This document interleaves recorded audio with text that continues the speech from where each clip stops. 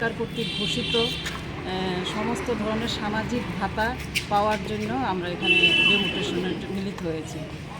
আমাদের এখানে 4টা ডিমান্ড আছে। যারা ভাতার জন্য আবেদন করেছে তাদের ভাতাগুলি মঞ্জুর করা, আর যারা ভাতা পাওয়ার যোগ্য আবেদন করতে পারছে না তাদেরও আবেদন করার সুযোগ করে দেখ ডিরেক্টর সাহেব। আর সমস্ত আমাদের মহিলা সংগ্রাম পরিষদের একটা দাবি হলো যে ভাতা 6,000 টাকা ধার্য করা হোক।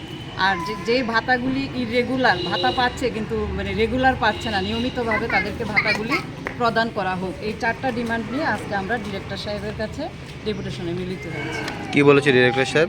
উনি বলছেন ওনার কাছে 9,262 বা 65 এরকম পেন্ডিং আছে, উনি ওইগুলির সন্ধান পাচ্ছে না।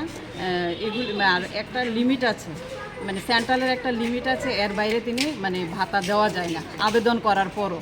এটা 4 লক্ষ সামথিং উনি যেটা বলেছেন।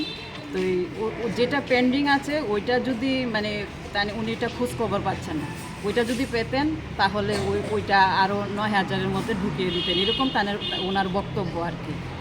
একটা লিমিট আছে, আমরা বলেছি লিমিট তো থাকতেই পারে, কিন্তু ভাতা প্রাপকের সংখ্যা তো দিন দিন বাড়ছে, ওইটা যাতে তাদেরকে সুযোগ করে দেওয়া হোক। আর এখন যে নিত্য প্রয়োজনীয় দ্রব্যের মূল্যের ঊর্ধ্বগতি, এই 2,000 টাকা দিয়ে তাদের হয় না।